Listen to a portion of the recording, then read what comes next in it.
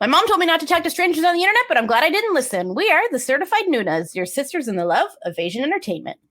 Hi, I'm Amanda. I'm Natalia. And I'm Sky. And we did find out Jessie will be back in December, so don't worry. She's coming back. We haven't been lying to you, I promise. Anyway, today, a show has come out. The first episode has landed as of the date of this recording, though the second episode will have landed as of the date of this podcast being published. But it's a show that I personally have been exceptionally excited for like years now. Yeah. Mostly because I am obsessed with where it came from as one of my literal top favorite shows. That's right. The sequel to Until We Meet Again has finally come out, Between Us, airing on IQIYI for all of you in North America who might be confused as to where to watch it. It's on IQIYI. IQIYI, in case you're curious. IQ.com.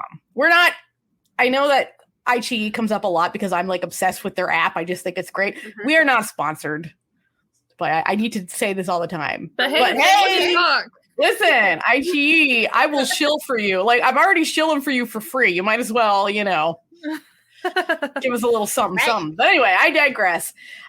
So in 2019, the show Until We Meet Again came out. Exactly 3 years ago. Exactly. Like November 9th was the first episode. So, they really timed this well. Yeah. Didn't they, with their... Mm-hmm. Previous to it coming out, when it was announced, there was a little movie, a little indie film called Red Wine in the Dark Night. This is how Natalia... Okay, hang on a second.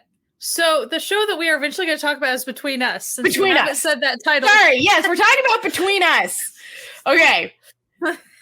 There's a reason why I'm so obsessed with this. So there's a little indie film. I'm saying this sarcastically. You don't have to watch this movie. I'm not actually recommending it as a movie for anyone to watch.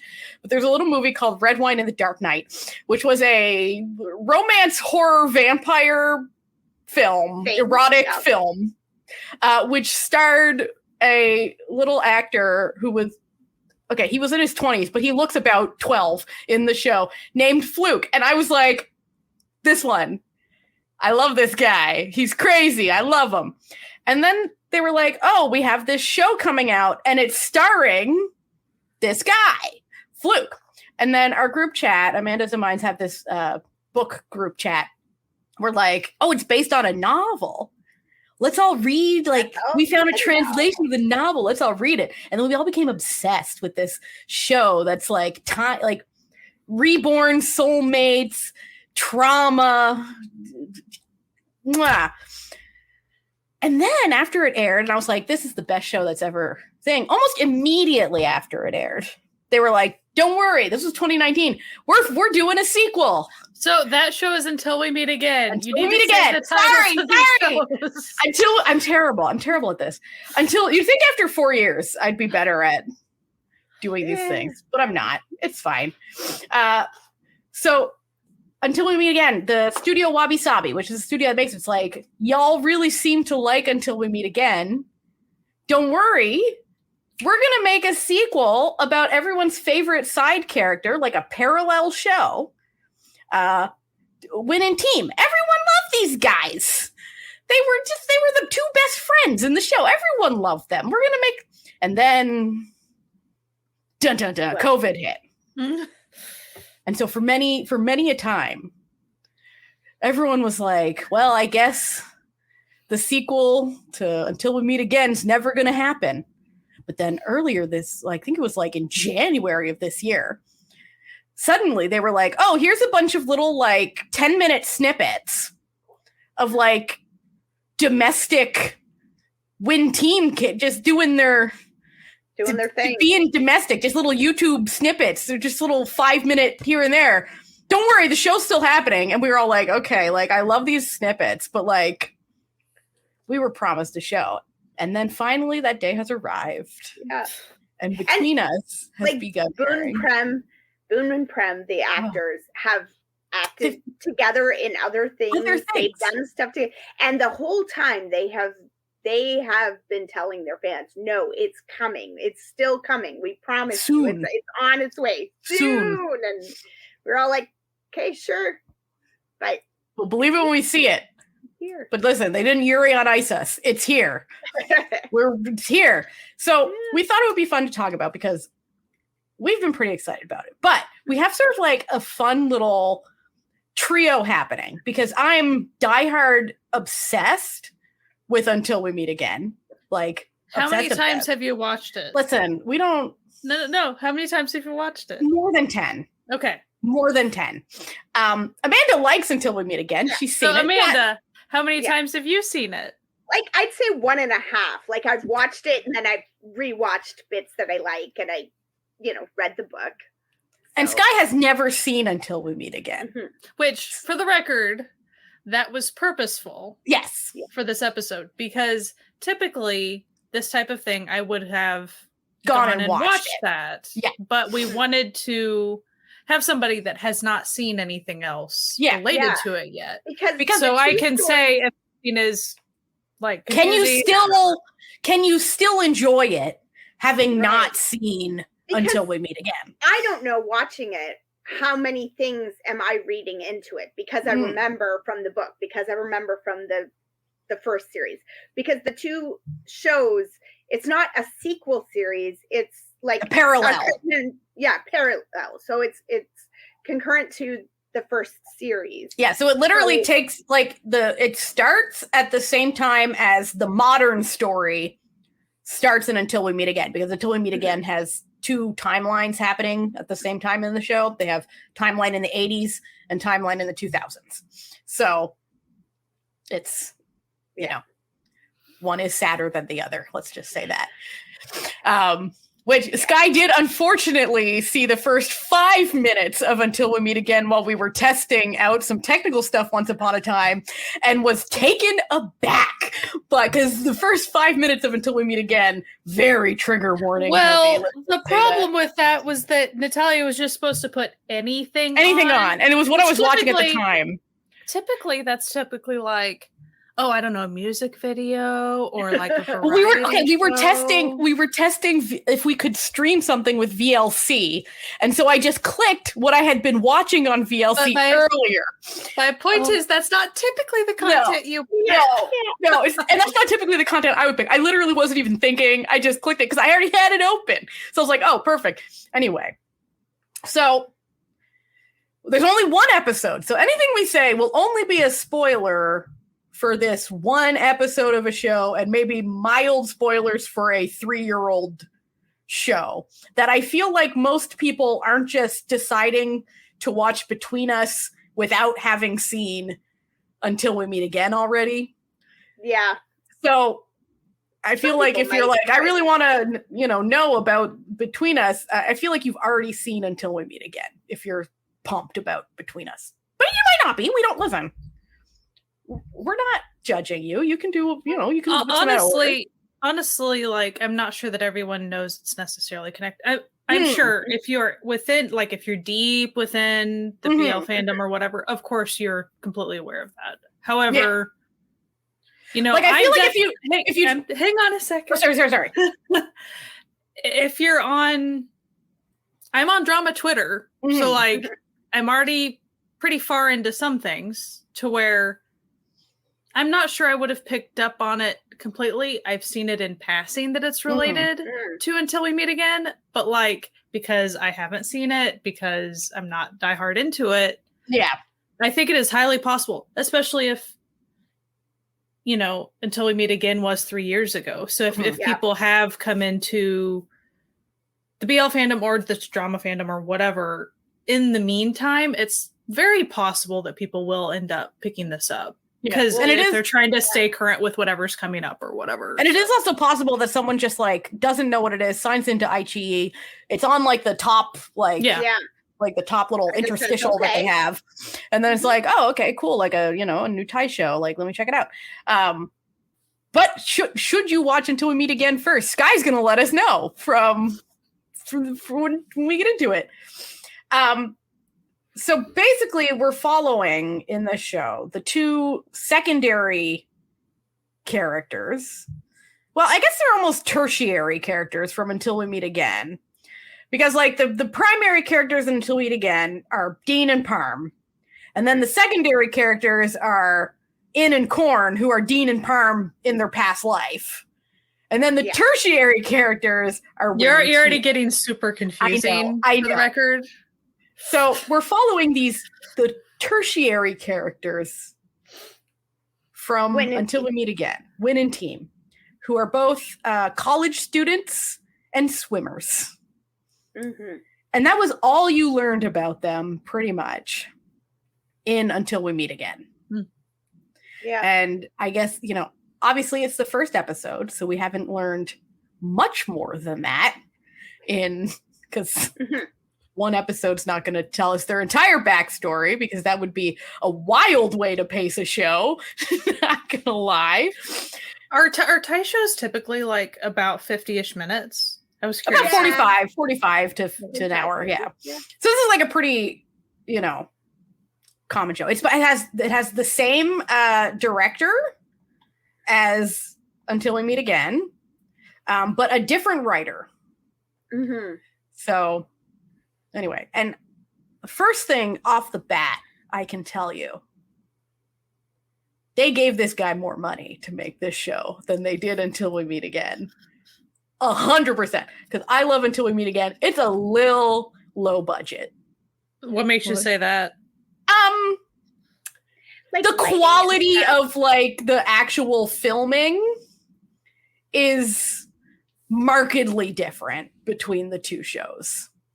Like, and this is like no hate to, the director New, because like he did the most with, not that much.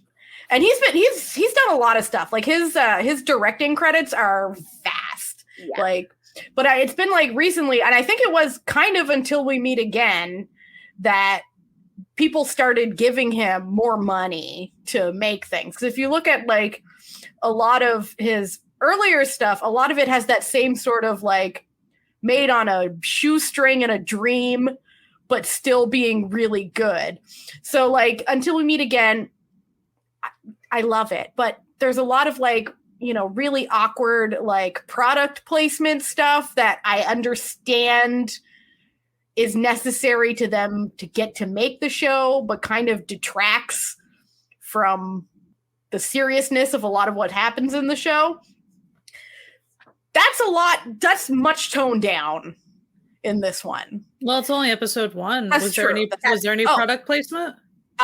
Not that I like, I'm sure there was, but not like as not that I picked up on. It wasn't like, when I say the product placement in Until We Meet Again is wild, like, I mean, it is wild. I am wondering if there's going to be a Lay's sponsorship, because that was a very big thing. They literally worked it into like the characterization of Win Team was this Lay's like this whole thing. And then they also had like a makeup sponsorship that was very like aggressive, like.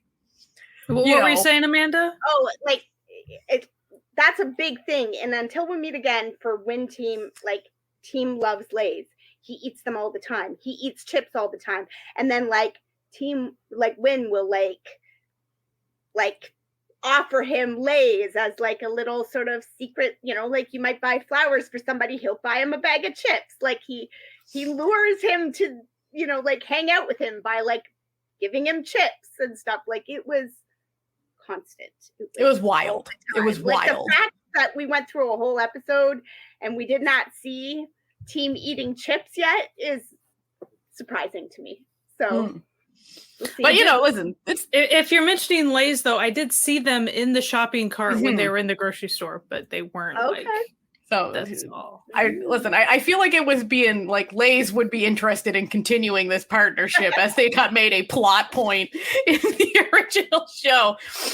But so we're learning about, the backgrounds of these two characters, where they're both swimmers, and Team appears to have some sort of anxiety and trauma, classic, And Win has 2 brothers. That's and loves consent.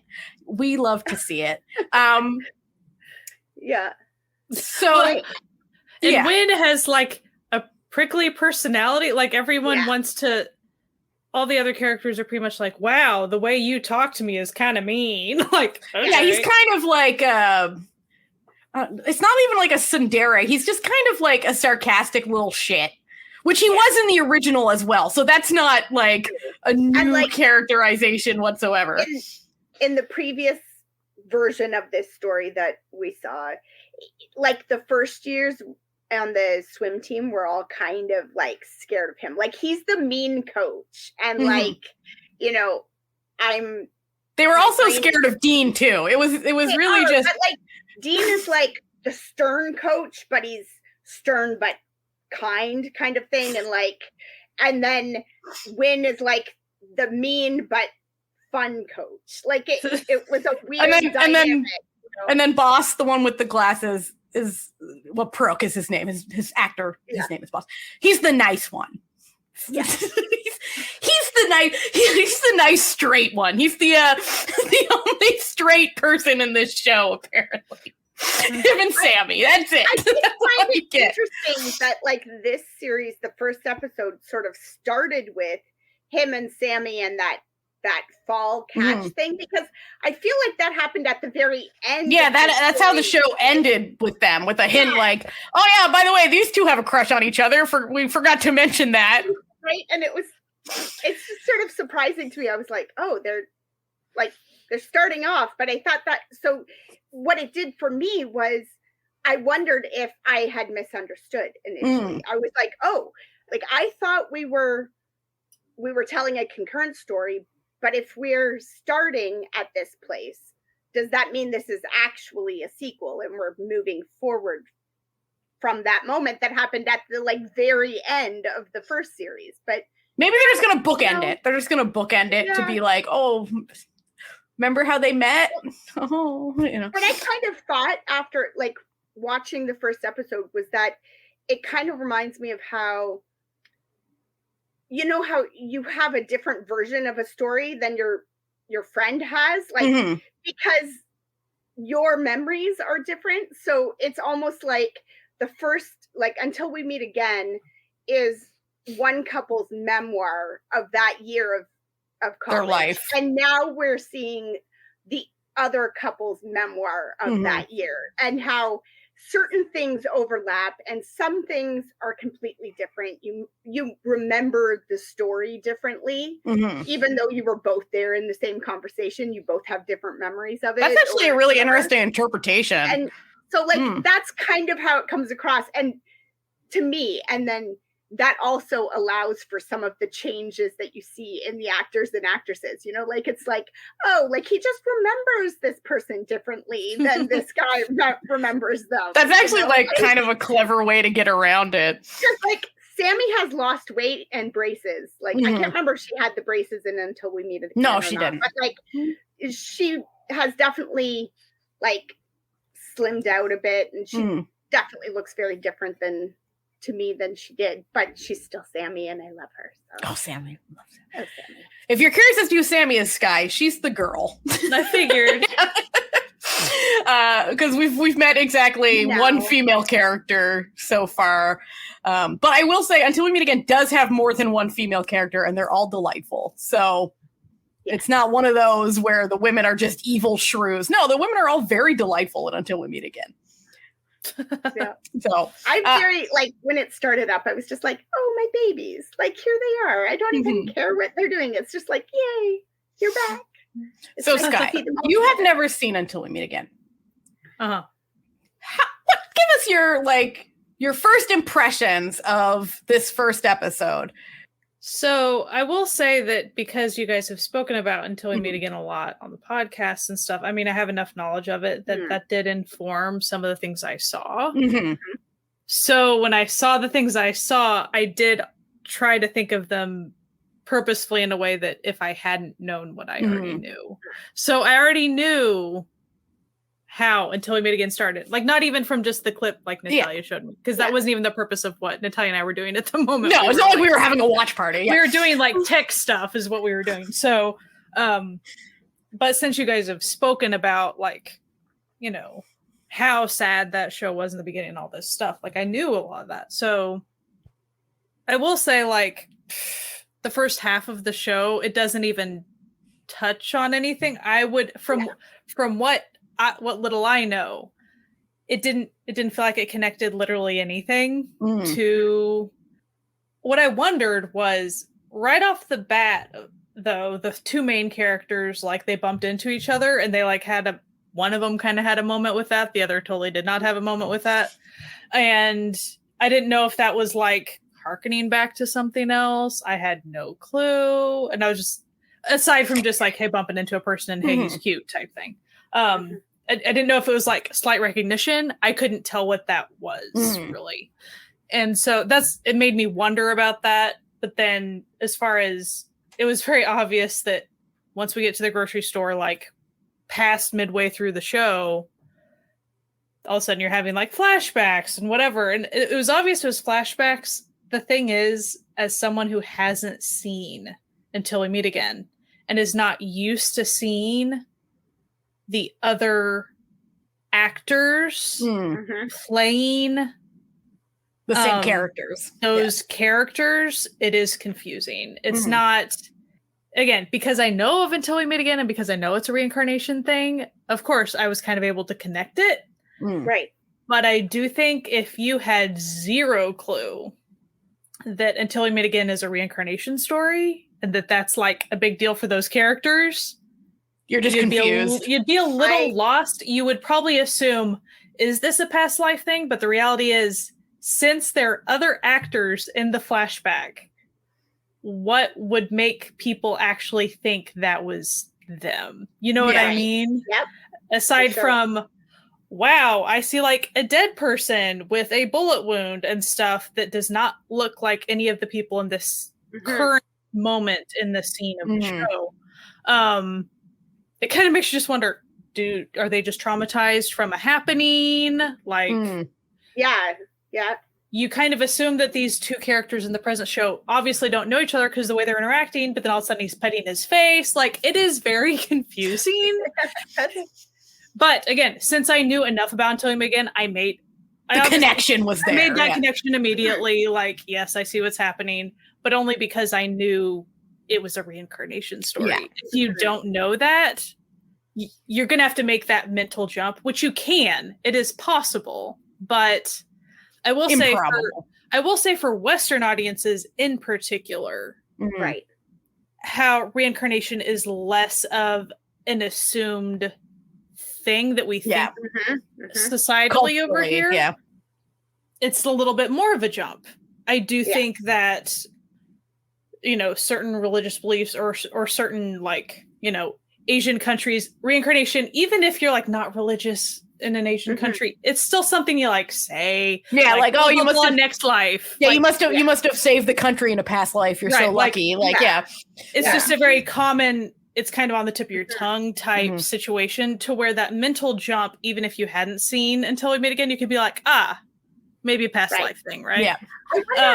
So I just really think for a Western audience, it's possible they get there. It really is possible. I'm not saying that they're going to be like totally confused, but I mean, since Fluke is crying, it's like, this is a thing. This is a very emotional thing. You have to make some mental leap with that if you have not seen Until We Meet Again. It's interesting because the books really focus on the red string of fate, tying these two reincarnated characters together to the point where the sort of secondary story, the second book or novella or whatever you want to call it, was called The Hemp Rope.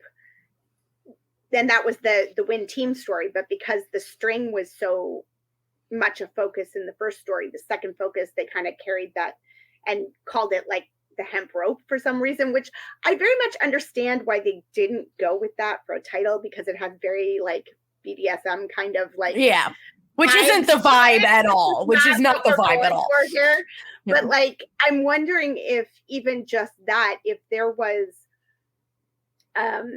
if they had done something with like a red string or something in the imagery there of the flashbacks, if that would help too, because I know a lot of even Western watchers who are into Asian drama know about the red string of fate and that idea of two souls being tied together. So if they'd run a red string through those flashbacks somehow, if that would have kind of like helped a little, like you that extra bit of like, okay, I see what. And I do guess the assumption here is someone that would be watching this, if they are Western, they're probably really interested in Asian dramas or BLs in general. So reincarnation is a thing that we are very exposed to with these things. Mm-hmm. So I wasn't saying like no one. I'm just no, I get it. If I didn't know Until We Meet Again at all, like. I tried to think about it in that moment when I was watching the flashback part. Like, and I understand what this means. This is a logical leap. Would I get it? And I'm like, maybe, but since it's different actors, it is highly likely maybe not. For me, like watching it, I was like, knowing that who they are and what's going on and what I'm seeing. I had that thought too. I was like, I'm not sure I would get there if I wasn't already. When I was watching it, I was actually surprised that they included it. Yeah. And because it seems like, like we'd already done that, like we'd already had this whole thing, and you could have had the entire scene from Wynn's perspective, like him walking up on them and being like, what the hell are you doing in this grocery store? And his friend being like, what the fuck? And him just being like, oh, Dean's finally deciding to flirt with someone. How fun. Because like Dean never flirted with anyone. That was like his, one of his whole things that everyone thought Dean was so hot, but like Dean was never, he was like, no, sorry. Like I'm waiting for someone that I've never met. So like the fact I thought it would have probably been more effective to just show how they seem like the Dean farm stuff seems weird to an outsider, where they're just like, oh, my kooky friend doing weird shit, because they never explain to their friends any of this incarnation stuff.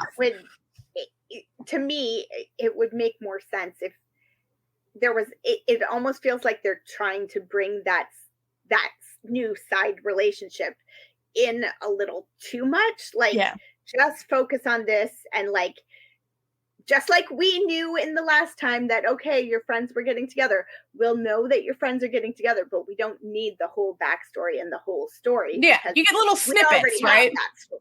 Yeah. Also, like. Again, as someone who hasn't watched Until We Meet Again, I'm sorry, but if you run into a dude and he makes you cry and you have this really terrifying, sad flashback, I'm not going to want to hang out with him again. Well, if you want Until We Meet Again, it does make more sense as to why.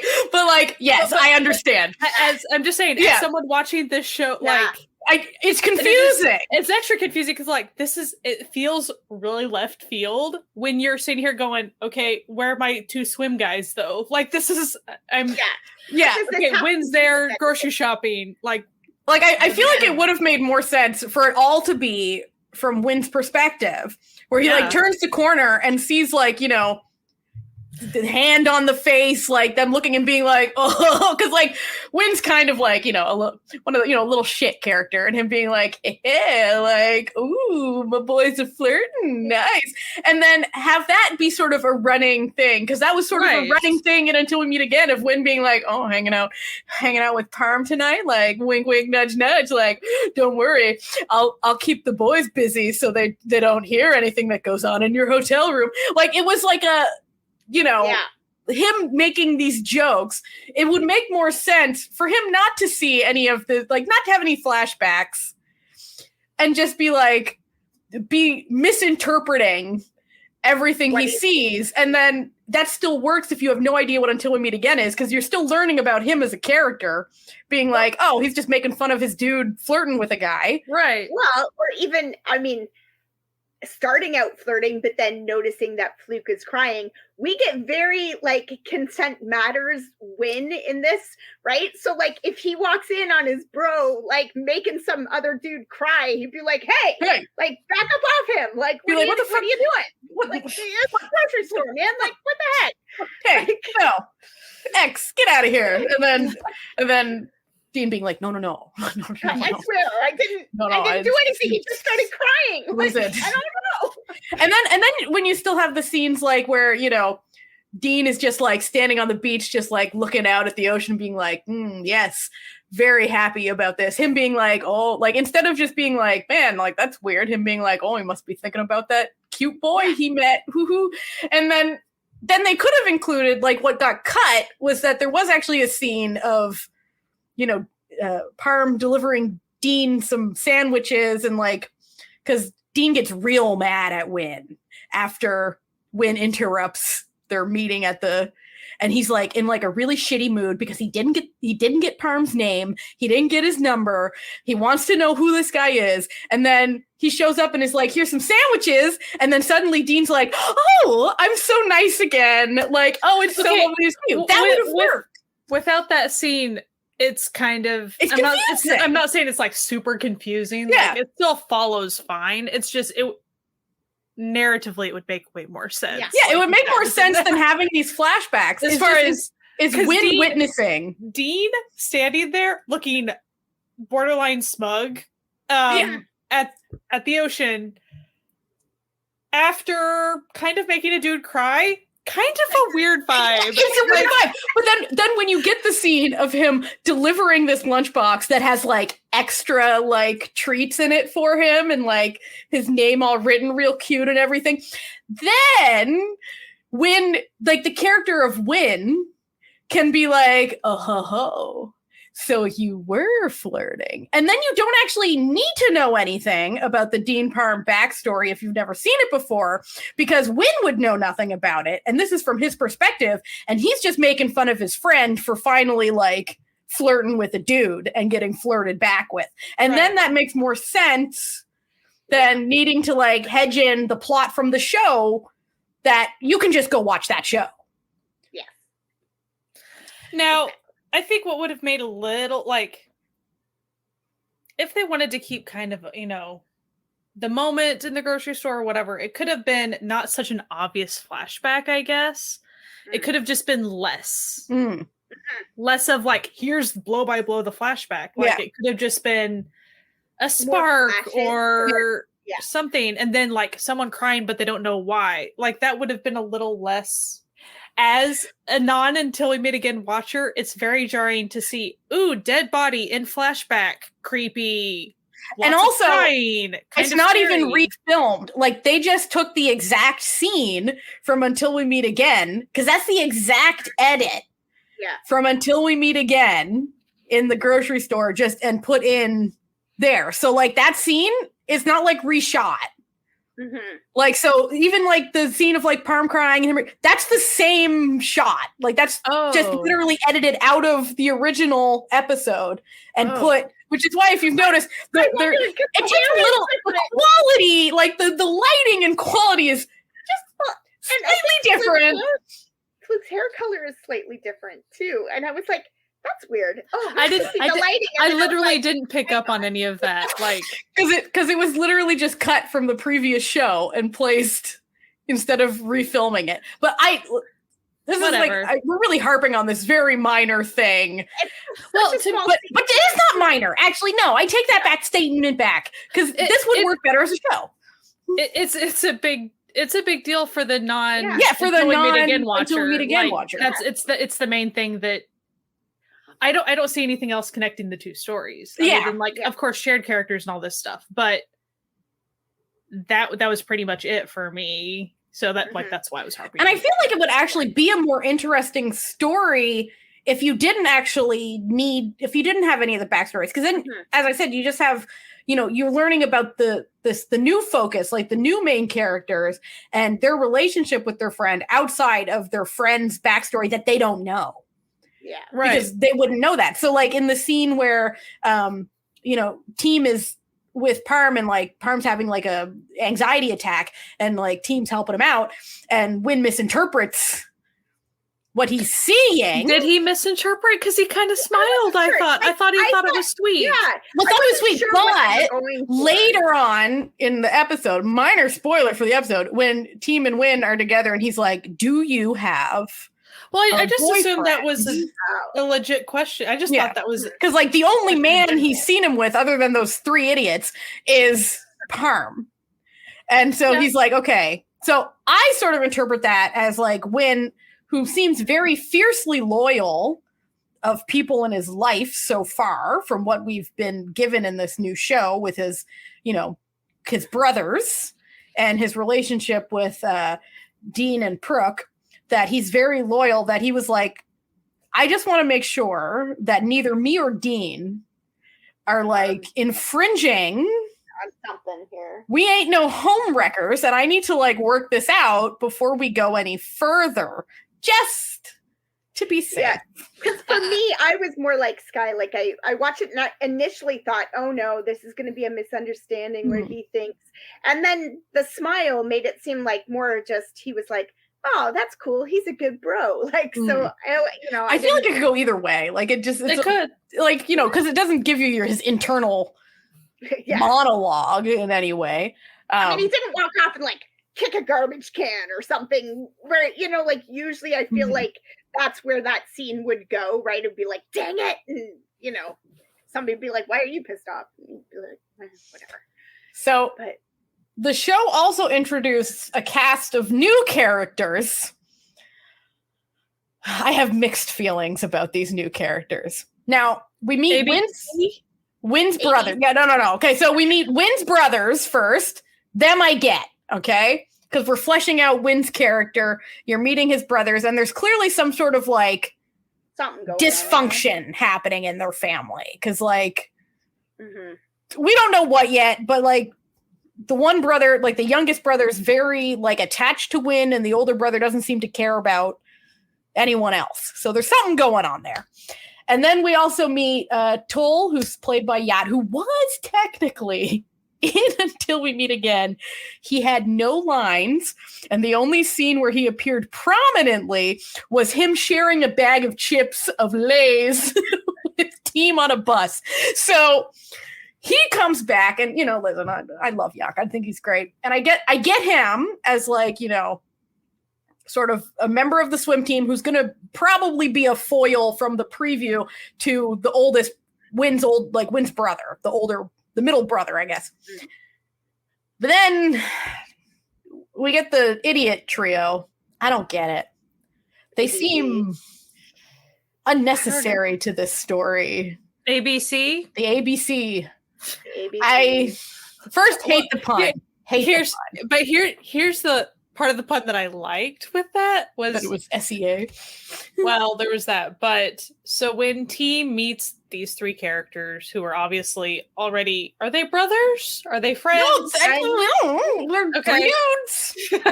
They do not appear in any other Until We Meet Again thing that I've seen. So what tickled me aside from ABC, was when they're like, hey, do you want to be a part of like our friend group kind of?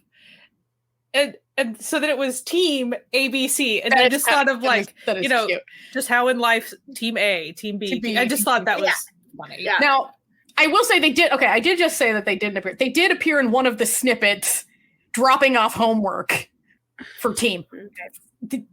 They were there for 10 seconds. We've met these fellows before, these unnamed individuals, but like, I don't get their inclusion. I get it. I mean, Thai shows always have the weird, the goofy. There's usually a goofy trio of some sort, side characters to add a little levity and whatever. And I get that, but I feel like it's detracting like a little bit. But I will say they got a fair bit of screen time. Yeah. Compared to Team. Yeah. Team really didn't get a heck ton of screen time. Just some. Mm-hmm. Yeah. Like you get a little bit, like you get a hint of his trauma. You get a little mini flashback right before he's about to swim. Like something's going on there. But no, you don't. I feel like this episode focused much more on Win than it did on Team. But that was sort of the same with Until We Meet Again. It would bounce back and forth between Parm being the focus and Dean being the focus, depending on what was happening in the plot. So I guess I didn't really notice that much. I did notice, however, one of these ABC characters was wearing a piece of fried chicken as a necklace, and that was a choice.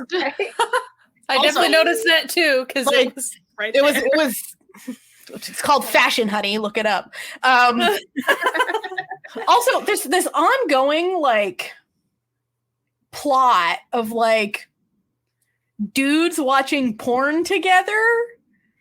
It shows like listen, I'm not a man. Is this a thing? Like, do we have any male listeners who can tell us? Is this the thing with NBL? Is my question. Oh yeah, like this is not the first time that we've. This is not an uncommon like college age dudes getting together to have a little porn sesh together. It's fucking weird if you ask me. The actor Yacht, who when we first met his character in this show, he's either got a woman in there, I don't think so, or he's watching porn and then like Wynn showed up at his door and knocked and asked him to help out or whatever. Yeah. So right? That's supposed to be porn? Yeah, he's watching porn. That was a callback to the first show that called Love by Chance, where that was his character, where he was the one who owned all the porn and watched so much porn, and everyone would go over to watch porn at his place, which annoyed his roommate, who was not interested in watching porn. So but then he turned out to be a good dude other than that. But funny way to have him be introduced. Because I assume it was supposed to be like, if you know, you know. Yeah. Like, see, I thought that where they were going to go with that was that he, like, knowing the story, you know that Wynn and Team wind up together after Team watches some porn with a bunch of guys. I assumed that where we were going with that was that it was going to be this character that we've already been introduced to as the porn guy, that it was going to be him who was sharing the porn with the first years. Like, you know. Well, it does make sense that there would be this callback because the director also directed and wrote Love by Chance, the screenplay for Love by Chance. So it does, like, he's calling back his own work with the same actors. So, like, I get that from that, you know. But it's weird. I'm going to bring up something very specific about the porn scene, though. Please do. As far as the way the subtitles read, because Lord knows I did not know Thai in the slightest. The subtitles said, hey, it was a new leak just dropped. And then they kind of started watching this porn clip. Oh, that would be because the fact that it was a leak, though, actually really terrified me for a second, just because of all the, like a molka, all the molka stuff and all the for people who don't know what that is, illegally obtained footage of people, you know, not giving consent to have stuff taken of them. That's like a huge issue. So I was like, what? Like, I was really like, what is this? For a second. This would be like a new Japanese illegally downloaded Japanese porno film, like not a illegally filmed film, but a downloaded from a sketchy website with curious ads telling you about girls in your neighborhood that want to get with you. Right. But I'm just saying. So for a moment, I was like, it wasn't a panic at porn; it was a panic at, what are they what are they watching? No. These are just they're just some boys watching regular porn. Nothing illegal happening here. Just some regular old javs. Don't worry about it. So additionally about that scene, like I didn't quite understand the whole like, oh, I guess you don't watch this. You're aroused at this. It's like, I'm really confused. Isn't the point of porn? Like, I get that they were just saying, like, he must not, if he's aroused so quickly, he must not watch porn because, you know, like, this ain't our first rodeo with the pornography. Maybe, I guess that's what they were saying. But I was just like, I thought that was kind of the point. Like, isn't that the point of watching porn? Like, although I don't know if they're going to go into it in the series or not, but in the book, one of the things with this whole thing is that Team is only 17 at this point. He's turning 18 like soon, but he's still only 17. So that might be a touch of like you're still a child, like you're still young. I think they've aged him up to at least 18 in this one. I think that's the point, because that's part of the thing in the story is that like Wynn doesn't realize that the first time he had sex with until later, and he's like, oh crap, and then he doesn't have sex with him again until after he's old enough. Yeah, let's just not do this plot anymore, writers. We don't need this plot anymore. I guess we won't know if they fixed it really until later in the show. Yeah, until either they don't bring it up at all. Yeah, either it gets just not mentioned at all, and it's not a thing. I know that was a thing way back when they first were talking about it, because a Twitter mutual I have that is very anti like child pornography and pedophilia and stuff, as we should all be. Very like they talk about it a lot, right? And that they were very concerned because so many people were so excited that like, okay, the actor is old enough so we can have these, and they were like, I don't care if the actor is old enough if they're still keeping the character younger. Yeah. But then it did come out that they were planning to age up the character. Yeah, because this sort of plot, just not deal with that plot, which we don't need. Let's hope it gets dropped. We won't know if it gets dropped until later. It's a little wild that you would have this character and make him so consent driven. Like at the end, when there's a sex scene, he's very, are you drunk? Do you want this? Do you know who I am? Because are you old enough to consent? Feels like that should be at the top of the list. It makes it feel like if that was a thing, he would have asked that question. Yeah. So hopefully that's, I mean, also I think if I'm remembering right in the story, in the book, their initial sex is a little less, it's not that there's not consent, but it's a little more like Wynn takes advantage of the situation. Which is like not his character at all. So I'm glad that they've changed that. Yeah. Like, okay, on one hand, he's like, okay, hey friend, like I see there's a little something going on, in the old groinal area. If you want my help, like in that sense, yeah, he's taking advantage of a situation, but it's not like he's taking advantage of a situation. He's just like, you seem like, what was nice is just all the consent. Yeah. Big fan. Even from square one, it wasn't like, ooh, you're suddenly in my bedroom. It was, if you're even interested in that, you can stay right here or go somewhere else. Like, like there's feel free lots to of options. Follow me. Yeah. If you want some of this action, my room's over here. I'm not gonna drag you there. Your drunken body. I'm not, I'm gonna walk there. If you want to walk under your own volition after me, we have a good time, which I will say, like, the original Until We Meet Again also had a lot of consent stuff in it as well. So in a good way, in a good, healthy, positive communication based way, which we love to see it. We're fans of, So if nothing else, like at least we can say, yeah, he's a good dude. He's not he's not a creep. I will say I don't feel like I've gotten a handle on Team's personality yet at all. Just because they didn't show him as much. Yeah, and that every time he would maybe like be doing something, it would be A, B, and C were kind of overshadowing whatever was going on. Yeah. Like he was kind of always like a passive character in the original as well. So he wasn't so I think it's going to be interesting to see how they, as a main character, characterize sort of a passive. He was a very simple person, if you know what I mean. Not like he's not, like dumb, but he doesn't have complex. He doesn't have complex issues aside from getting nervous about competitions. Yeah, but like it's not like PTSD, I guess. Like you never really got him overthinking things or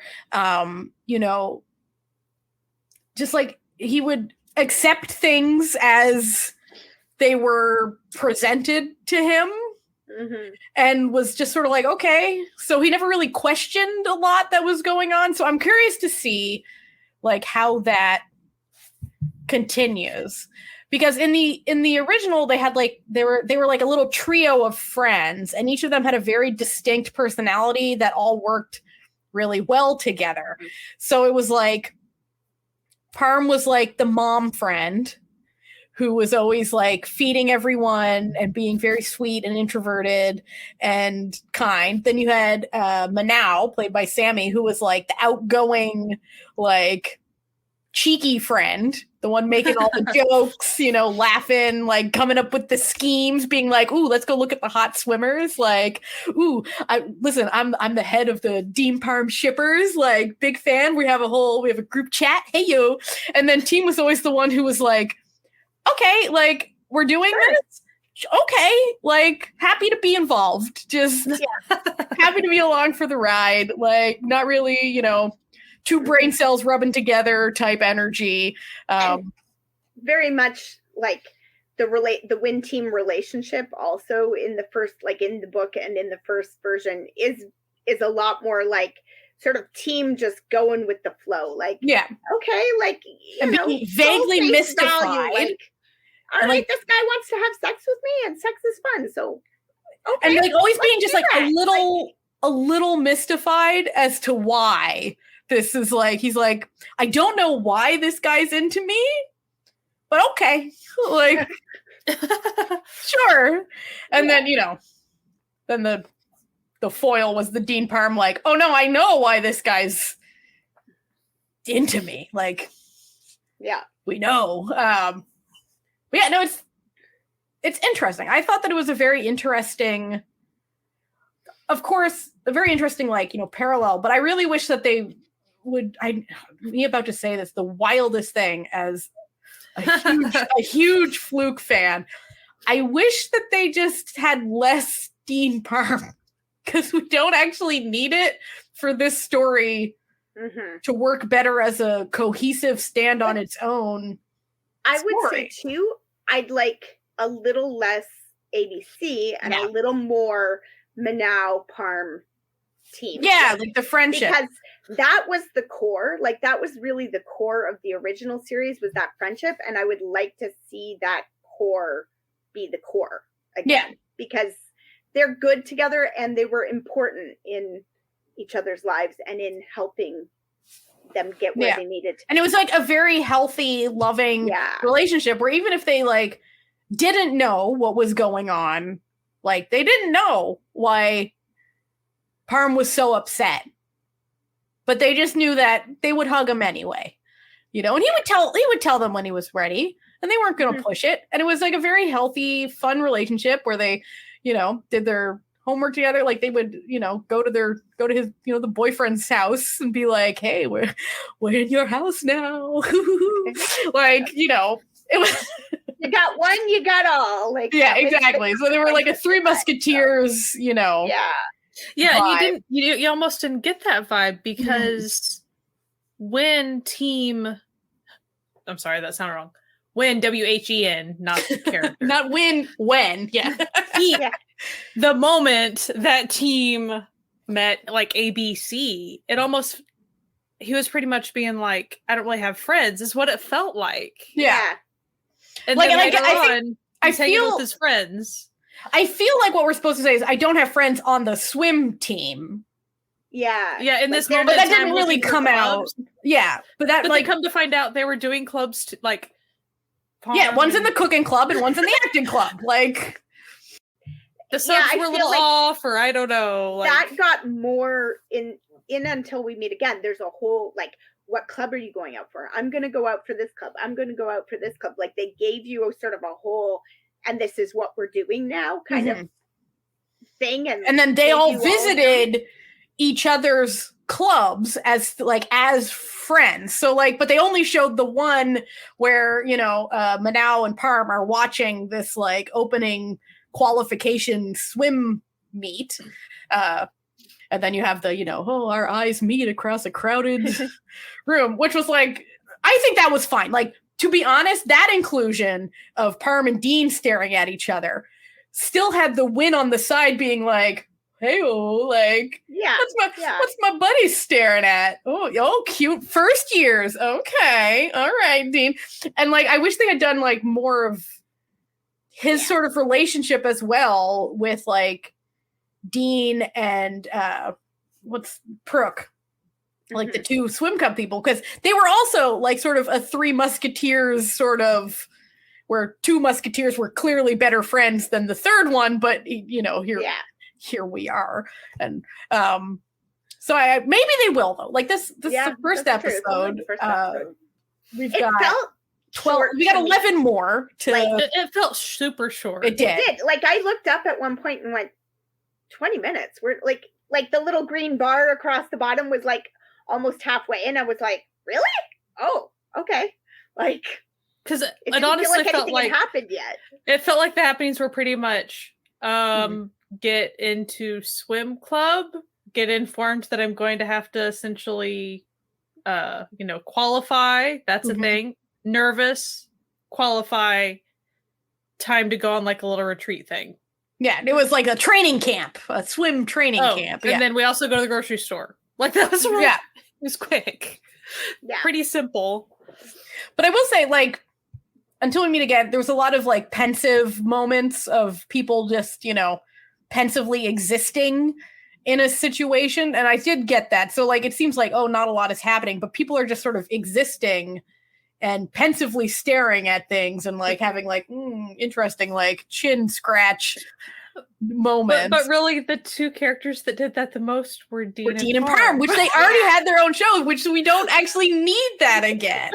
Exactly. It's like on one hand, I get it because I'm assuming, probably correctly, that the makers of this show are like, this is a show for Until We Meet Again fans. And anyone new coming in, bonus.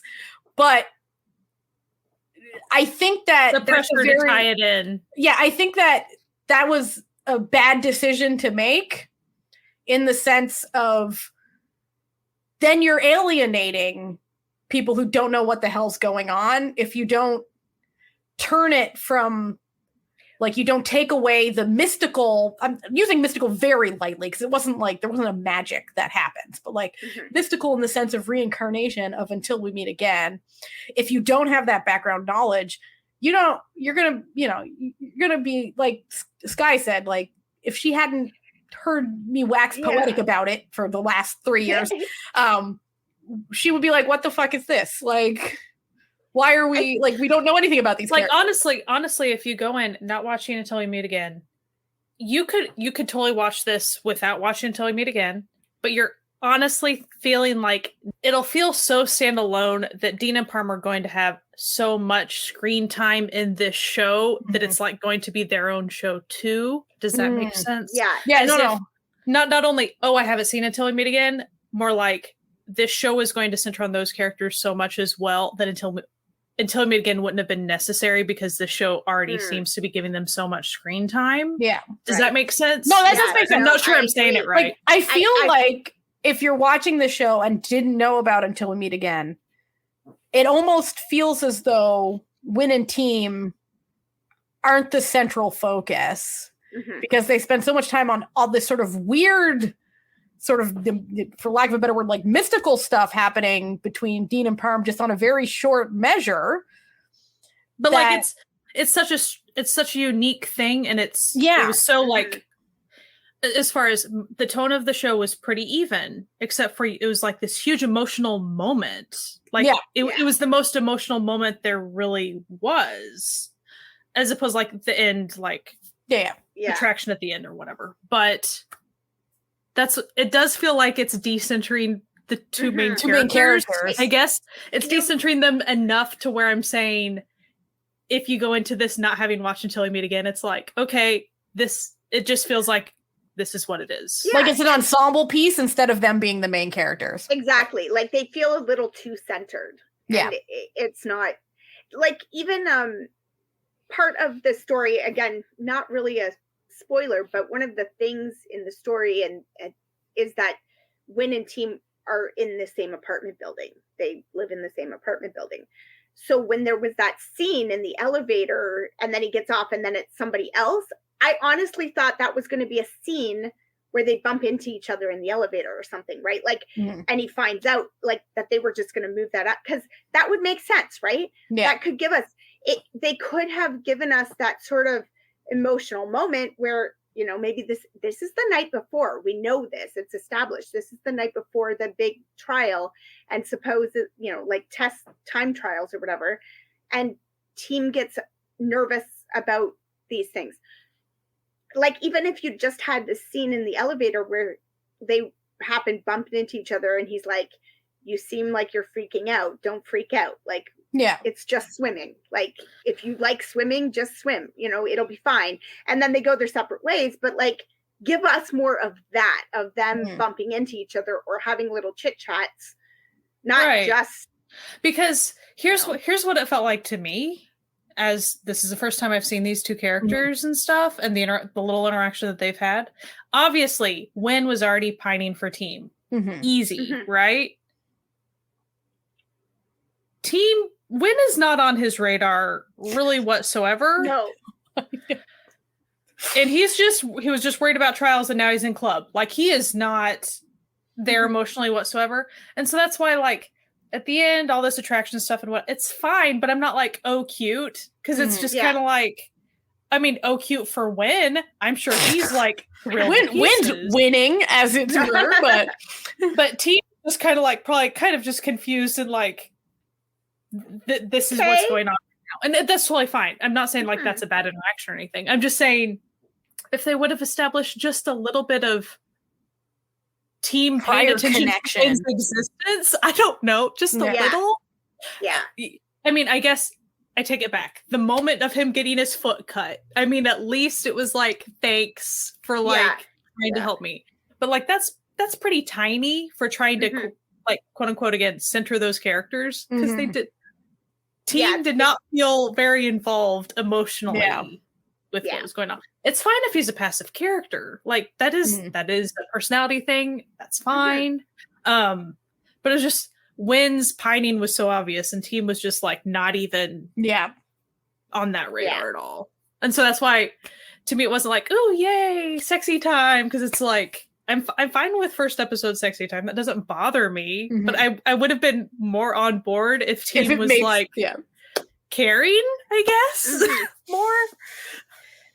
Yeah. Well, even if it was still Team's not, you know, not there or not, you know, it's just in the moment. Okay, cool. But if they had established a few more moments somehow, like even if there were moments where Team still just totally saw him as a coach and didn't recognize, you know, flirting, because those people exist who just do not at all get it, right? And you're like, they were asking you out and they're like, what are you talking about? No, he's just a bro. That could have been really cute. Like, when kind of making attempts, not even just overt flirting, but like conversation attempts, you know, just anything. And like hit, you know, Team not getting it. Like, that'd be cute. And then ending with that would have been like, okay, that seems charming. It just, I'm not saying it wasn't charming at all. It was fine. It was just heat of the moment stuff.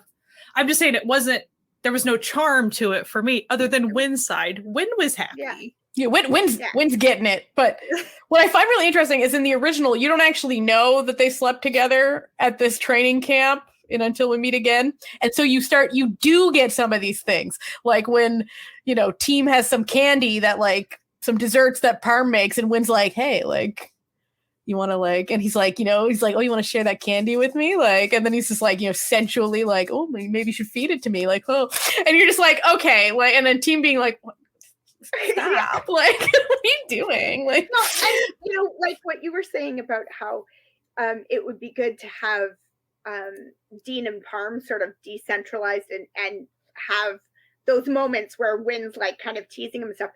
We had that until we meet again, because nobody knows that Win and Team are having together. sex, right? But there's all these little moments, and Dean's like, "What the heck is going on with you right now?" Where like Win will make like little little sarcastic comments that you then later find out is like, oh, it's because they were fucking and no one knew, and he's just making like, so be like, oh yeah, it looks like a mosquito bit your neck, like, oh, weird. It's interesting, and then Team's like, shut up, like, like stop it. And so then you find out and you're like, okay, I see. And then slowly, like throughout until we meet again, you get very little Win Team solo interactions, but as time goes on, you see Team becoming a little more assertive through these very minimal interactions. So I guess we're going to be getting that, but hopefully more, and because we already got all the Dean Parm stuff. Yeah, we loved it. So I will ask you guys, coming from the perspective that you guys have, before watching this episode, what were you expecting? Were you expecting the Dean Parm to be less centralized than it even was? Yeah, I was expecting it to be just sort of like periphery, like how we were describing it earlier, where it would be like everything from like Win and Team's perspective of them just being like, oh man, that's what are those two jokers up to? Like, but not like I wasn't expecting a single flashback of Dean Parm. Honestly, I wasn't even entirely sure how much they'd be in it. Like, I was expecting almost more of cameo appearances from them. I mean, I expected they would be there more because the original friend groups were so much a part of things. But yeah, like I figured that their characters would be more like their story was more of like a cameo appearance kind of thing. And when they were there, it was just going to be more about the friends and stuff.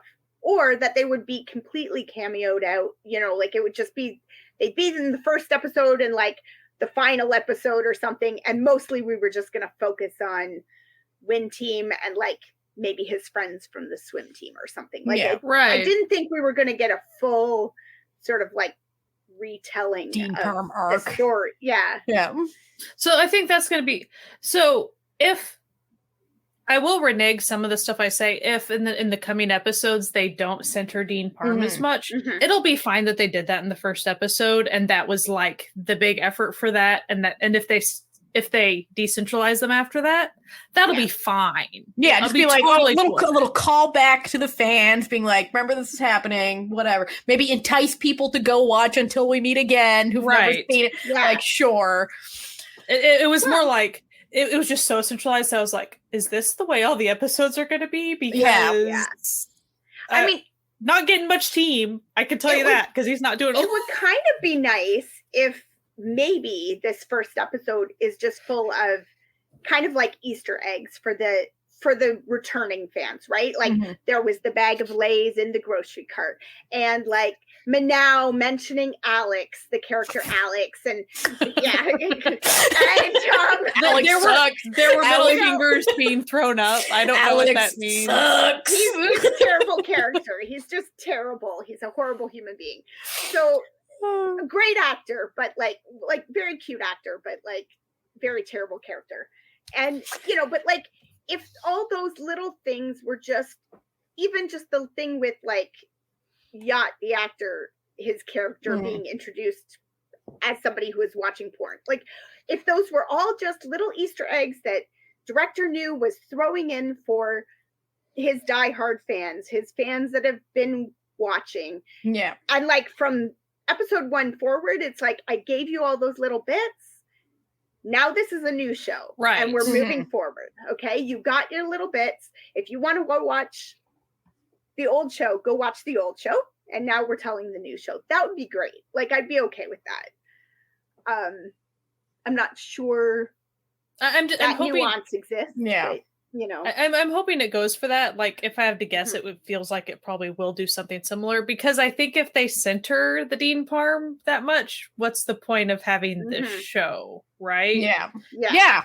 Or it just becomes a slight retelling, which, I mean, it would be a retelling anyway, but I thought the whole point of the retelling was from a to different highlight, to tell different things that are happening at the same time. Yeah, essentially highlight more aspects of this story that you only got to see tiny bits of. Yeah, which is what I thought it was going to be, which it still could be. Yeah, right. That's what I'm saying. We don't know, but yeah, no, I'm curious to see how it goes because I really enjoyed the first episode, but I was kind of confused as to why Dean Parham was so prominent in it. Because I'm like, listen, watching it on IQIYI, you know what else is on IQIYI? Until We Meet Again. You can just go watch that. And I think I don't usually go in really hard for watching stories that I've already seen. Mm-hmm. So if it feels like it's really just retelling that story with a little bit more detail on the win team aspect, I might not stick with it because, okay, I know the story. I mean, yeah, I know this story. I know how they get together. I know what they do together. Like, I know it. I've read the book. I've been there. Like, so if all they're doing is retelling the same story, then I already watched it once. I'll go watch something else now. Like, I love my babies, and it was very exciting to like see them all together again. Mm-hmm. Like, hey! But then that only gets you through a few minutes at the beginning, and then you're like, okay, now I gotta just watch the show and enjoy it. And I already watched one and enjoyed it, so. Mm. I am actually really interested to see what's up with the brothers, though. Like, I will say, like, I'm just like, okay, I want to know more about these brother characters. That felt so, like, not fun, chaotic to me that I wasn't having much fun with that. I was like, that seems like it's an issue. Yeah. And I don't understand why this, like, I don't know how old the younger brother was supposed to be. He was in high school because he has the high school uniform. Oh, yeah. Situation. He still seemed old enough to be like able to handle his other brother being kind of irresponsible. It was just I don't know. It was weird to me. Like I feel like I feel like we're gonna be getting some trauma because listen, I know this director. I know this writer. We're gonna be getting something here, you know.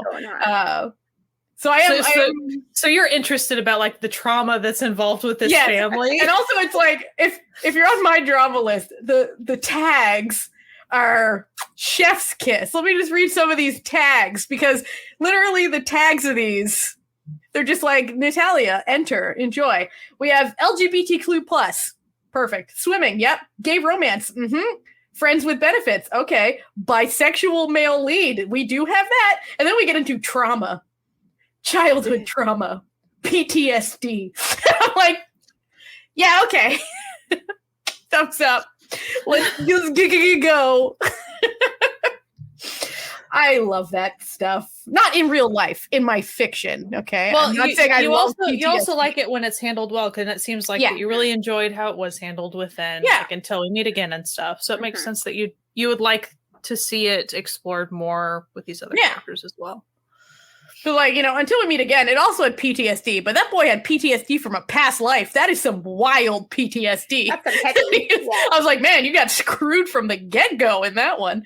Yeah. But I'm really interested to see how this goes. I personally, being the sports drama person, would like if you're going to do a show that's about two people who meet through a sports team, it would be nice if the sports were a little more centralized too. Like the cooking in Until We Meet Again, the cooking was really centralized because that was Parm's thing. So the sports, I feel like, should be more the central focus. Well, it makes sense because they should be spending their time swimming. Right? Like all their time should be involving the pool and the change room and like, you know, sports stress or whatever. So like, hopefully I get more of that. Yeah, because I'd like that.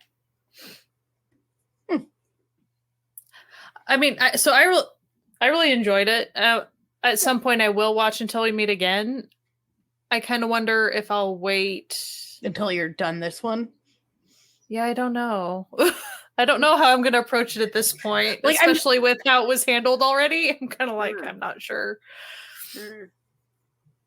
As far as when to watch it. Sometime. I'll watch it. Say watching this episode made me kind of want to go back and watch until we meet again. And it's interesting because, at the first, I literally the first thing I noticed when I was watching it, I was like, oh, they realized that Until We Meet Again should have been given more money to be made from the beginning, by how much better this looks. From a technical standpoint only. The actors are still the same, the writer, the director, everything's still the same. But it's from a technical, technology standpoint. It's shinier. You can tell when a show had less money to be made. And it doesn't mean the show is better. No, but it feels like the difference between when you're watching a web series versus a studio series, right? There's a bit of that difference. It's still, the storytelling is still good, the acting is still good, but the money that goes into some of the production itself is different. Right? Yeah, and sometimes I will say, if sometimes you don't know ahead of time before you watch a show that it's maybe a web drama and what that really does entail as far as production value, or maybe sometimes it is. For instance, Japanese dramas sometimes look different than a slicker Korean dramas, than higher Chinese production dramas. Yeah. So sometimes you don't know going in, and so you kind of get shocked by you don't know that the quality, that just the technical quality will be that low, and then you're like, whoa. But again, it depends on if you're far into the Asian drama watching community already. You're already going to be used to this. Fine. I mean, I say that as somebody who. The only reason I bring that up is I watched Taiwanese dramas on Netflix, and then the first K-drama I watched, I thought it was a full-blown K-drama. Come to find out it was a web drama, an early web drama at that. So you can imagine, and I had heard K-dramas are really slick and production value is really high. And so I watched this web drama and I was just so confused because I was like, you're like, is this does not feel like that? Is this what's considered high quality filming in Asia? Well, and of course, when you're new to even watching any of this stuff, is totally different too. But. I think especially if you're new to boy love dramas as well, you're gonna find a lot of that variety in quality.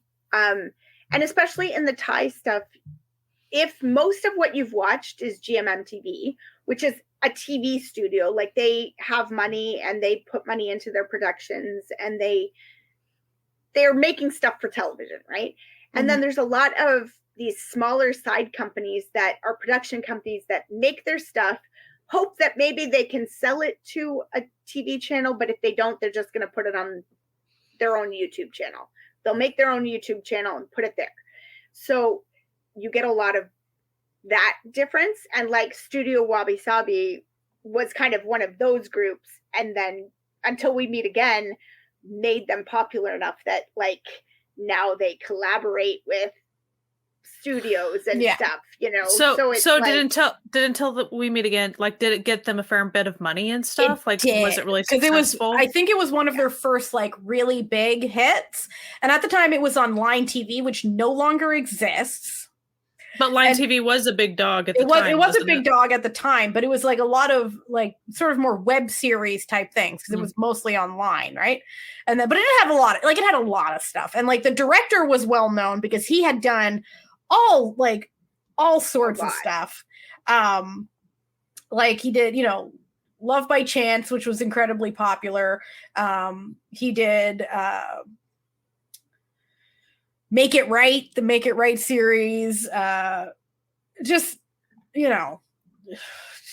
he was well known as behind the scenes guy, right? And also he had a cameo role in War of Y. Are you keeping up with that? No, I'm waiting for. I'm gonna watch it all in one go. I will be getting back to it. And so now, but it didn't have any big name sponsors, but Between Us is a production between Wabi Sabi and GMM1. So GMM1 is a big, a big production house. GMM TV is a subsidiary of GMM1. Oh. So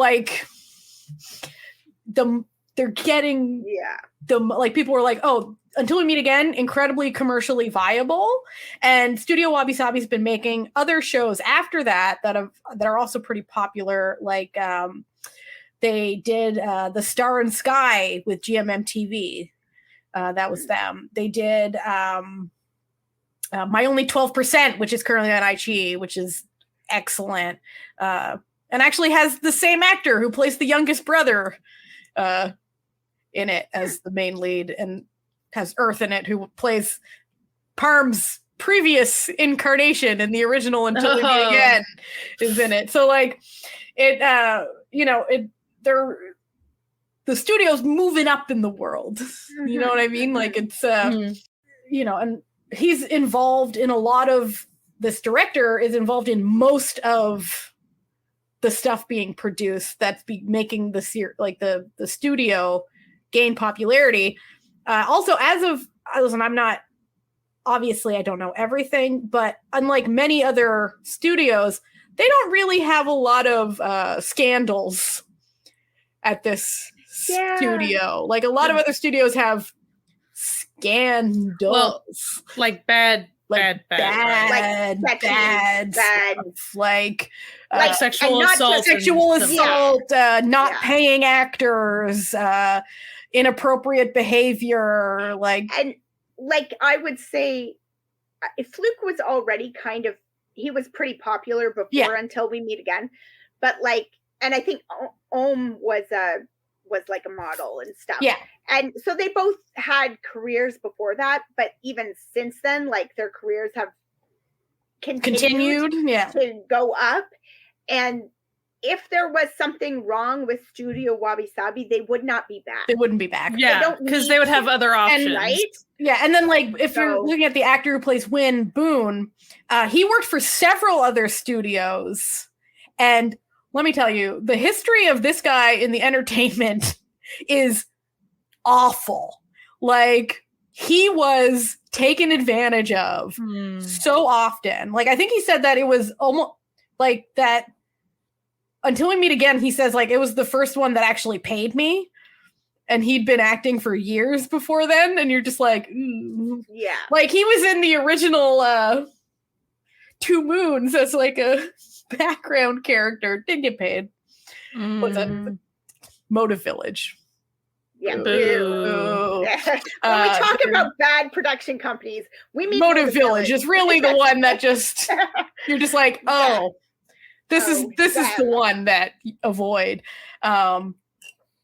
So it seems the people behind the scenes, when you have so many, not just actors returning, but you have the same cinematographers returning, the same writers returning, the same the same production designers returning. I feel, and you have the same director that people are willing to work on. There's a lot of actors in this. For example, the actor who plays the older brother, the asshole brother of Win's, and there's another actor called Art. Art's back. They both were in another show together that he directed. Yacht was in another show that he directed. So clearly, them willing to work with this guy on over a huge amount of their credits, they overlap over and over again. They must trust this guy, and he probably doesn't do anything crummy, because all these people have also worked with other other directors and other production houses, and they keep coming back. So obviously there's some sort of trust and sort of respect between the workers on this. Otherwise they're not contractually obligated to sign on again. Yeah, I can't imagine that even if they had signed contracts back in 2019 saying, yes, we'll do the sequel and then all this stuff, I can't imagine that those contracts would hold up over that amount of time, right? Yeah. Usually you can... There's a time limit on these contracts, If it keeps getting put off and put off and put off, you can say, okay. But I signed up to do it in 2020. I didn't sign up for 3 years later, and that's pretty legit. So I think episode 1 was really good. I mean, I think people approaching it without watching, and I think there will be some people watching it without watching. Yeah, because like if you sign on to IQIYI and it's just right there, saying like, oh, like say you've recently watched, I don't know. There's so many. IQIYI has a whole Pride selection now. I don't know if anyone. Right. So like, say you watched literally any one of them. Blooming, okay? You watched Blooming on IQIYI, and then you just see this, and you're like, oh, like this has the same vibes as that other, that show I just watched. I'll check it out. And you've never seen Until We Meet Again, and then I still think it's watchable, but I would be confused a little. I would be assuming that this would be coming back and as a big plot point rather than being its own show. Right. Mm-hmm. Like, so, I really, as someone who hasn't watched Until We Meet Again, it just really feels like, oh, these are the main characters because they had the biggest emotional connection moment. And yeah, it was like this huge and a kind of a mystery of, because you're like, what the crap's going on? So I mean, man, it'll be interesting to see how they handle it going forward, because it will be cool if they decentralize them a bit. And honestly, I'd even be fine decentralizing them and then bringing them back to the forefront for a little bit, and then putting them back again. I just being like a little check-in with our friends Dean and Parm. That's fine. What are they up to? as long as it's not central of every episode. If I want to go see that couple, I can go watch their show. Like, because they've got a whole show. It's on the same platform. You can just. I'm pretty sure when you pull up, like, where it has like recommendations. I gotta back up what I just said. Let's pull out the old tablet. Okay, let's open IQIYI here. You know what I'm wondering? I'm wondering if the wig is going to make a comeback. Oh no, I don't think we're going to see the wig again. The wig. The wig. The first series, one of the characters had truly the most wig that you've ever seen. Like the side character. Oh, the wig. Like Dean's cousin or something. But it was so bad. Like it was so brutally bad. And I wonder, maybe Win and team remember that character differently. Now I'm about to say something that, you know me, I am always here going pro IQIYI. Until We Meet Again is not in the recommended at the bottom of Between Us. It is, however, in the Pride selection, the third option you see. So it's right there. Right there. That's a little weird. Like, that is a little weird that it wouldn't be in the recommended. It's literally the same characters. Are you enjoying this? You should watch the series. First one. Yeah, and I feel like this is like an algorithmic failure, because like it's not like there's only like 5 shows and it like randomly changes. Like there's quite a few in the recommended. IQIYI. I mean, I believe in you, IQIYI. Come on now. That's one of those things that Netflix definitely has down. Like I watched the first Enola Holmes the other day, just rewatched it, and it was like, you know what you might like? Enola Holmes too. And you're like, yeah, really? Okay. I kind of crack up at Netflix's algorithm because some of the stuff it recommends me is so off base. So off cuff. Like so unhinged.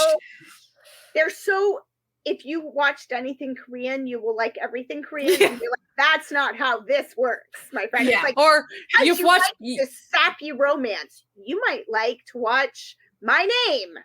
Maybe not. I don't know. I don't think so. You watched something with Asian leads in it. Therefore, every single Asian show ever. I mean, that's fine. Sometimes it's hard to find the offer Asian me stuff, that stuff. it's fine. I'll weed through it, but still, not all things are created equal.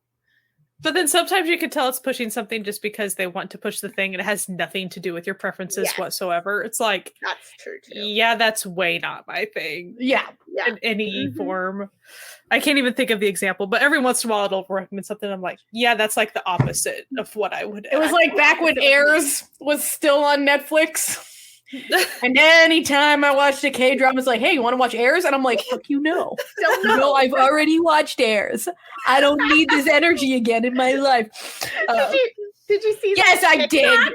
No, not only did you send it to me, Jessie sent it to me on TikTok as well. What happened? The TikTok where basically the caption was, my husband said if you change the music, the show isn't cute anymore. And it's a scene of Lee Min-ho basically stalking like Park Shin-yee's character, but it has like romantic music. And then they changed it to the Halloween music. So it's like, dun, dun, dun, dun, dun, dun. And it's just like, legit. This is, yeah. Now you're watching you. Like it's now it's you, and that's what you're watching now, and you're like, oh, okay, gotcha. So, but I really do think there will be a handful of there will be a fair amount of newer BL fans that are probably or just Asian drama fans that watch BLs as well. Like, I mean, I think they'll naturally filter into watching this. Pandemic, I think so as well. We know that pandemic times brought a lot of new Asian drama fans. Like a lot of people. We're glad you're here. Got hooked. They were sitting at home and they reached the end of English Netflix and they were like, what do I watch now? And here they are. Here they were. Here we were. Waiting, being like, no, like all those years that they looked at us like we were weirdos because all we watched were Asian dramas. Well, the shoe's on the other foot now, isn't it? Now that you know how good it is. I'm watching an English show with my husband right now, and it's fine. It's I'm enjoying it, but like we put it on, and it's like, oh, we're only on episode 5. Like, oh my God, how many episodes is there? Like, what? Oh, I thought we were like halfway done. We're not even halfway done. And there's a second season? What? Like, it's just... What was the TikTok I saw? Like, it was like when you go from watching Asian dramas to watching like American dramas, and it's like, thank you for giving me nothing. The TikTok sound? Yeah. For anyone listening to this, Sky, Jessie, and I have a bit of a TikTok addiction. A little bit of a TikTok addiction. But what were you saying, Sky? All I was going to say is I think the most noticeable thing for me is and it is not for every American or English language show because there are exceptions. So do not come at me because there are some really well done stuff out there. But I think what's funny is if you are like watching a very, very, very well acted Asian drama or movie or something, and then you flip over to just very stilted, like awkward silences or whatever, which is funny because you would think it would be maybe opposite. Like for your native language, you would think it would feel more cohesive and natural and not awkward pausey, and then if you maybe watched a different language it would feel maybe more awkward or something. No, not the case. Not the case. No. Like, man, those silences seem a lot more silent when you know the language, let me tell you. When you start to get into watching dramas from other countries and in other languages and everything, your eyes are really opened to just how subpar some of the stuff that we let get made on our end of things. Like it just gets made because like, hey, I had an idea and everybody's white and we all thought it was good, so we made it. Listen, and I watch a lot of good American shows, don't get me wrong. Great ones. Like what's the one that I'm upset? Motherland, Fort Salem. Fucking love that show. Okay, excellent. What We Do in the Shadows, funniest show, like one of the funniest shows I've ever seen. Oh yeah, like Our Flag Means Death. That's a British show, but New Zealand show, right? Yeah, Chef's Kiss, so good. It's like an English show. I watch a lot of good, but my God, and listen, we're not saying like all Asian shows are good. There's a lot of questionable everywhere, but man, also for the record, if you enjoy, go it nuts. Is totally legit. We don't care. We're good. We are not picky. We love subpar crap. Hey, love it. Listen, my history thing that I'm watching with my husband is not top quality, but I am enjoying it. So my history of watching questionable shows is well known on this podcast. I can watch almost anything. If Natalia drops it, unable to watch it, that is saying it is like my dropped list is very small, and for a while the only thing on it was Devilish Joy for a really long time. Like, so like my completed dramas were in just so many. There's hundreds. My drop list, there are 14 dramas on it. Wow. So I just wanted everyone to know, we were saying that just to kind of be funny, haha, as far as like, it's interesting, like you're in the rhythm of watching shows in another language, and then you flip over to your native language, and all of a sudden it's like, whoa, some of these like awkward pauses or whatever, it's just very noticeable. Yeah. And sometimes you can't handle it. Sometimes like, I have to put this away right now and come back to it some other time. And that's fine. I mean, one thing that I do find with watching Asian dramas and stuff is that if it's bad or it's like awkward or something, I can just look away and then I don't know because I don't understand what they're saying or whatever, right? But like in English, I can't just look away because I can still hear them. So, like, you still know how bad it is. I still know just how bad it is. Right? Yeah. You can't escape. But this show isn't bad. Between Us is good. Yeah, we're enjoying Between Us. I will obviously 100% finish it. My babies are in it, so even if it was garbage, I'd still finish it, but it's not. So it is one episode a week. Mm-hmm. Yeah. What day does it get released on IQIYI? It comes out Sunday night. Okay. Sunday night on IQIYI. There was a lot of confusion where they accidentally released the first episode, the first quarter, because on YouTube, it is airing on YouTube, but only for certain countries that IQIYI doesn't have the licensing for in those countries. So like, I think Japan, Taiwan, Singapore, Thailand, obviously, it is on YouTube there. But for people in North America, it is not on YouTube. It is on IQIYI. So there was a lot of confusion where people were very upset that they watched the first quarter and then none of it else appeared. Well, you were never supposed to even watch the first quarter. That was an accident. You got a free first quarter out of it, but it is airing on IQIYI. We'll have to see what they do with the Between Us. Between Us. Until we Between Us. Let me just quick. I know that Until We Meet Again is on Viki, but I'm just seeing if it is free. Okay, so it is. The first 3 episodes of Until We Meet Again are free on IQIYI, and then it is VIP after that. So we'll see. So it is there, but I do believe it's also on Viki, so it's not like it's not difficult to find Until We Meet Again. It's a popular one. Mm-hmm. So yeah, I'm gonna keep watching it. And I think really. For it. Surprising. And Sky, what about you? Are you gonna? It's a curiosity about how they pull this off, or are you gonna watch Until We Meet Again and then come back and watch it? I don't know. I do know that I might, because the episode flew by so quickly. I don't know if I'm not saying it stopped on a cliffhanger necessarily, but I was like, it felt like it was mid-episode is what it felt like, to where I was like, oh, I'm not sure I'd want to watch episode by episode of this because it would not that it would feel stilted necessarily. It's just, you feel like you want to keep going. So yeah, I've been pretty good with picking things that aren't currently airing typically these days. I say that, but I know that when Island comes out, that will not. It's gonna be your personality from now on, huh? Yeah. I'm warning you now. Me in December, I apologize. It's fine. We're presently for what Sky will. I'm sure that there will be an episode about Island the week after it airs. Not, dear listener.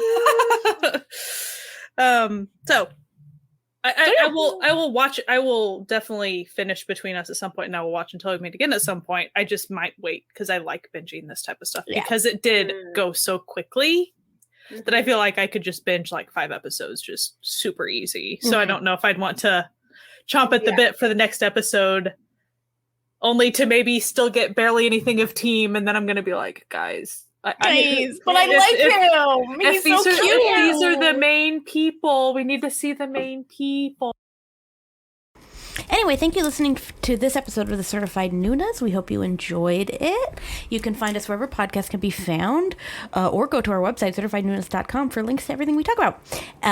We are also on pretty much all social medias, but primarily, for the moment, Twitter and Instagram. If you want to reach out to us, those are the easiest places to do so. If you want to support this podcast, you can go to patreon.com/certifiednoonas to become a member of our found family. They're the people who support this podcast and, keep it going as the entity that we are for the 4 years that we've been doing this podcast. Anyway, we hope you have a fantastic week. And, as always, you wear a mask, you wash your hands, and keep enjoying Asian entertainment. Goodbye.